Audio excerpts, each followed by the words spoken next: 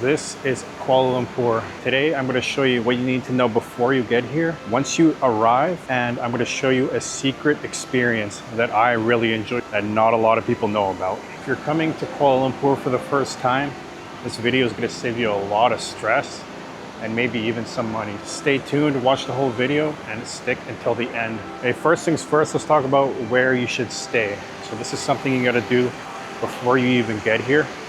Book your hotel or book your Airbnb. So my first recommendation is Butik Bintang. I know I butchered that, but if you are gonna stay in KL for the first time, this is the place you wanna be. They got accommodation, food, and all the shopping you can do. I'd call this like the heart of Kuala Lumpur.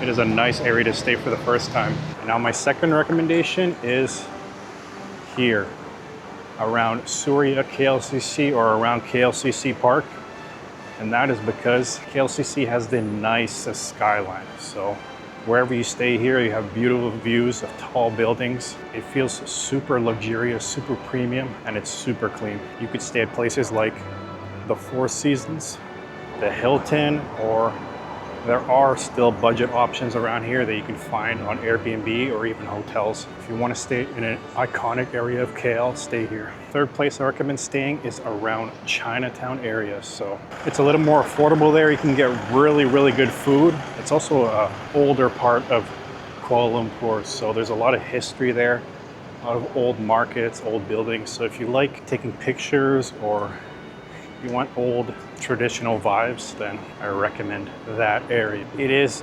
somewhere I would prefer to stay just because of the culture and the heritage in that area.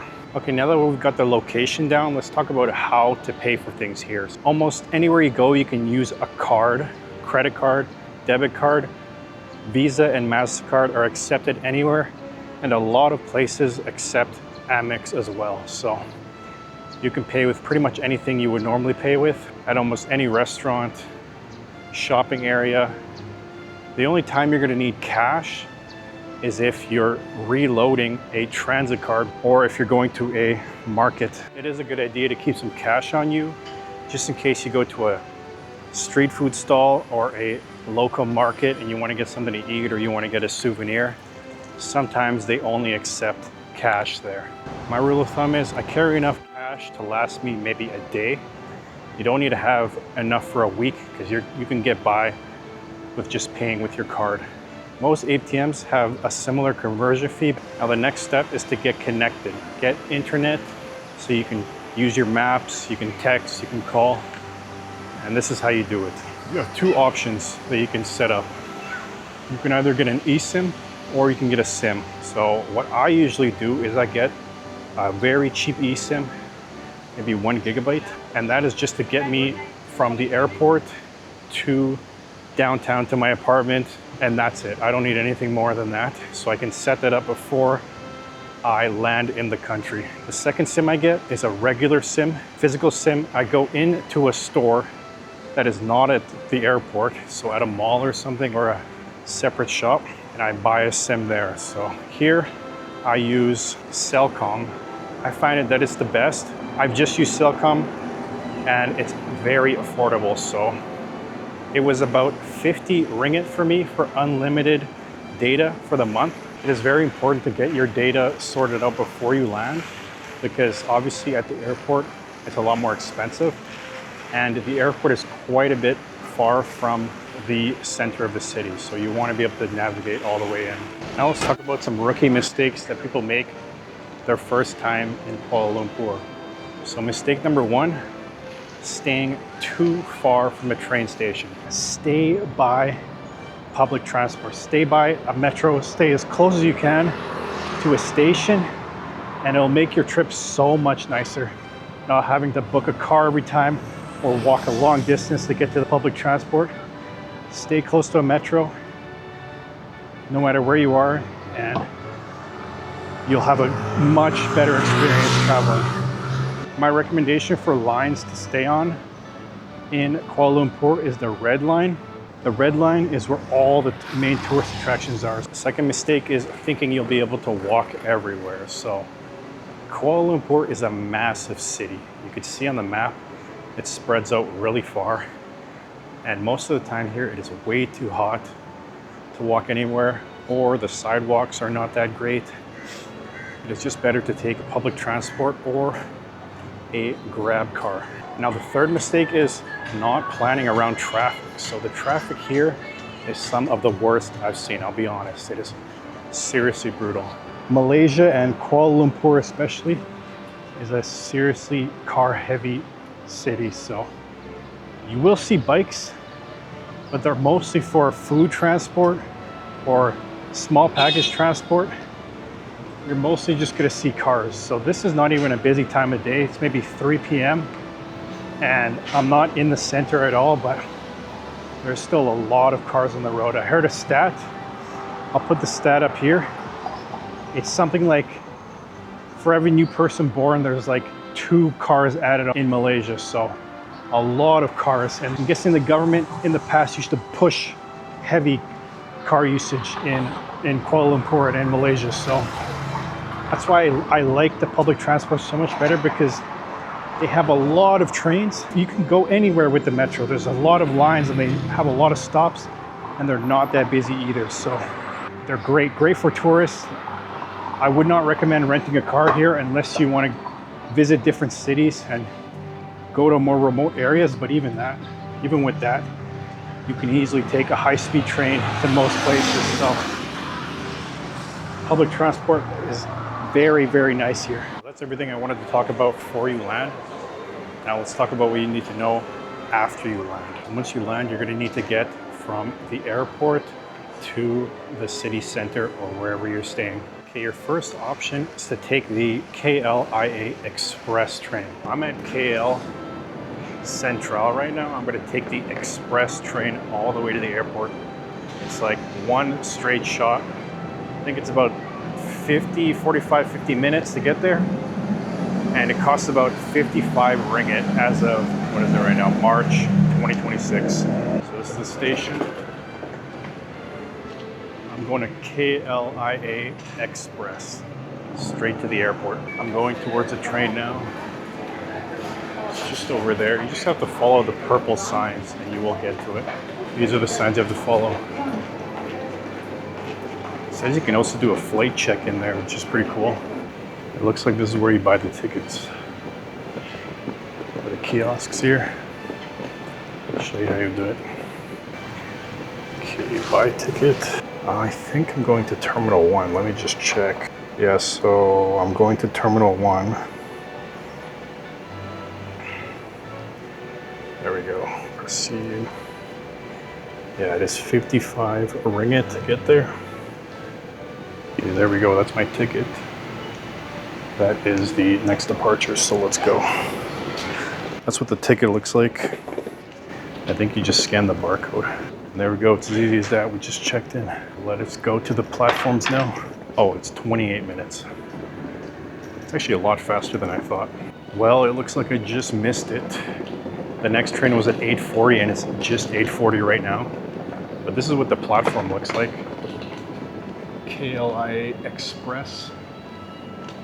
Boarding's all the way over here, so I guess the train is not that long. It's just where these dividers are, but they have toilets down here. I don't need to go yet, but maybe after my coffee kicks in. That's the other side of the platform.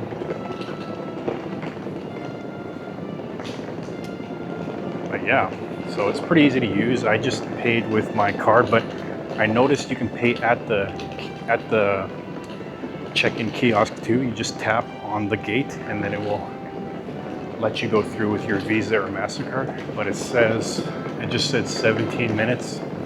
So let's take a seat and wait for the train. There you go. 17 minutes. So that's pretty quick, every 18 minutes. I'm pretty early right now, so I'm not too worried about missing my flight. But so I saw there was a sign there that you can check in to your flight here at the train station. So I looked it up a bit, and apparently you can with certain airlines, but from what I saw just now, it was closed this morning, so maybe it's only at certain times of the day that you can go and do that. But that is super convenient. You don't have to carry your bags all the way to the airport. You can just bring them here, and check into your flight, and then go with just your backpack, your carry-on, and whatever you have. Honestly, I don't know if I would trust that 100% because it's just another point where they can lose your bag, but I'm sure their track record is fine. And if you don't want to carry your bag, you got a lot of luggage, then you can just check in there. Okay, we are on the train now. That's what it looks like. That's where the bags go. I put my bags there, and it says in 2 minutes it's going to depart, so it's super nice. It's cold in here. The seats are really comfortable, and there's a lot of seats, but it's not too busy, so I'll get one all to myself. Okay, so we just left. They said it'll take 28 minutes to get there. Unfortunately, this window is not that clear, but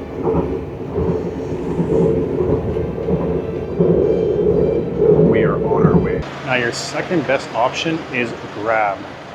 So if you're coming with multiple people, or if you just have a lot of luggage, I would recommend getting a Grab car. It is going to be a little more expensive, and you definitely have to watch out for peak traffic times, but it is more economical if you have multiple people, because for the train pass, it's $55 per person, so it can add up pretty quickly. Your Grab car will also take you directly to your hotel or wherever you're staying, unlike the train pass, which will only take you to KL Central. So you'll still need to get another train or a Grab car from the main station. Now, the third option, this is if you're budget traveling, you really want to save money, you can take a bus from the airport to KL Central or any other bus station that is nearby your accommodation. It is great for budget travelers, but it is the slowest option to get there. Now, once you get to KL Central, and you could also do this at a couple other stations or even some convenience stores, is getting your touch and go card. So this is the main card for transport, some payments, online payments. This is the card you need to get. It costs about 10 ringgit just for the card, and then you can reload it depending on how much you think you'll be using it. You can reload it at any station, at any convenience store. So buying the physical card is only at certain locations, but reloading it is everywhere. Now, unlike some other countries, the touch and go system works for all transport. So it is all under the rapid system. You can use it for buses, the MRT, monorails, underground trains, even the high-speed trains going through different cities. You can use it. For the high speed, you could also pay with a credit card, or you can buy a ticket with cash too. And a tip for topping up, just load enough for your first day. 20 ringgit is good. You'll soon realize how much you'll be using it for. You'll see that the public transport is quite affordable here. So you'll see exactly how much you use it, and it's super easy to reload your card and add more money onto it. So here we have a map of the metro. Now, as you can tell, there are a lot of lines, but all you gotta know is that there are different LRTs, MRTs, and monorails. So they all work with this one card, and you can pretty much go anywhere. This is the center here, the main station, and then your airport is here. And you can go anywhere inside KL and the greater area. So it's honestly the best way to move around is with the metro. And it's not too busy at all. Like, the metro is actually usually always quieter compared to a city like Bangkok, where the metro is a lot more popular. So I really enjoy it. Most of them are underground, and they all have really cold AC usually. So it's always hot here, and the metro is a good place to go cool down while you're traveling. So definitely the best way to get around. Now that you know how to get around, let's talk about some apps that you can use in Kuala Lumpur.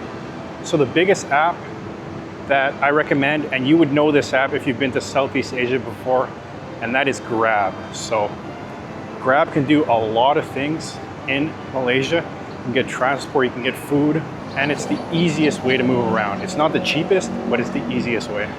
It just started raining right now. We're at the KLCC Surya Mall, and I'm going to show you guys how to get around without getting soaking wet in KL, because the rain comes out of nowhere. You can be 1 second sunny, and the next second it is pouring. So I'm going to head into the mall. I'm going to show you guys how to get around without getting wet. I'm at KLCC right now, but I want to get to the Pavilion Mall. So I'm going to show you how to get there. You want to be on floor C. So you want to follow, you'll see the Cinnabon here, the Cold Stone. And you want to follow these signs for Aquaria, Kuala Lumpur Convention Center. And that's how we're going to get there. When you see a long tunnel like this, and you know you're going the right way. This is actually a cool tunnel. There's a lot of artwork and stuff on the sides. But this is the way to Pavilion. And we're going to be completely underground or completely covered. So we're not going to get wet. It's pretty easy to follow. You'll see everyone else walking the same way. So just follow them. But here is where it gets a little more difficult. We're still going to the Aquaria KLCC, but you gotta take the right escalator up. So follow the signs for the convention center. Keep going towards the aquarium. It's super easy, just follow the signs for the aquarium. Here's the next sign, Aquaria KLCC. Pretty sure that's aquarium in Malay. Could be wrong though, that might just be the name. But you'll see this red barrier here, and that's the lineup for the aquarium. So on busy days, there's a bunch of people lined up all the way here. Okay, so this is the right escalator. You'll see the aquarium theme. The aquarium is right there. And this part is super important because you can get lost right here. So I'll show you exactly where you need to go. So go out these doors. And you'll see on the right here, KLCC to Boutique Bintang walkway. So this is where you gotta go. This is the walkway all the way to Pavilion. You can see the sign there. And it is still raining out, which sucks. But we are not gonna get wet at all, so here we go, this is it. This is what the walkway looks like. It's super nice. Honestly, it's faster than getting a car or taking the metro because there's always traffic and the metro's kind of out of the way. This is new. Aicha. It's like, it's basically the same as Mishui. So if you need a break, you can just stop and grab some ice cream, grab some there. Okay, here we are. That was maybe like a 10-15 minute walk. You can see over here, we are at Pavilion. This is the last walkway over here. We'll be there. So it's a really easy walk. Like I said, 10, maybe 15 minutes. You're not gonna get wet, and it's definitely faster than taking any other transport. Although the rain has already stopped just as quickly as it started, so. And you're not gonna find it on maps. So here we go. Pavilion. Welcome to Pavilion. We're in that center section of Pavilion with all the restaurants. And then that way is the main mall. And that way is the secondary mall, Pavilion Tower.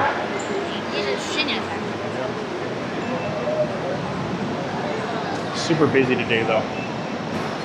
But yeah, I'm gonna stay here until the rain stops and then continue with my day. It's always super busy at Pavilion Mall. Like, look at this. Everybody comes here to enjoy their weekend. It's Sunday today. It's about 3-4 p.m. and it's raining, so everybody's trying to get out of the rain, get inside. But I like this mall. It's a big mall. There's a lot to do. Oh, and they got a Five Guys, but I don't even want to know the prices there. All right, we made it to Pavilion. This is the main water fountain. That's Pavilion over there. I'm dry, stopped raining, thankfully, but that is a good way to get around. You're not gonna see it on Google Maps or anything. I only found it by accident when I was here last time, but I really like that walkway. Elevated walkway is really nice.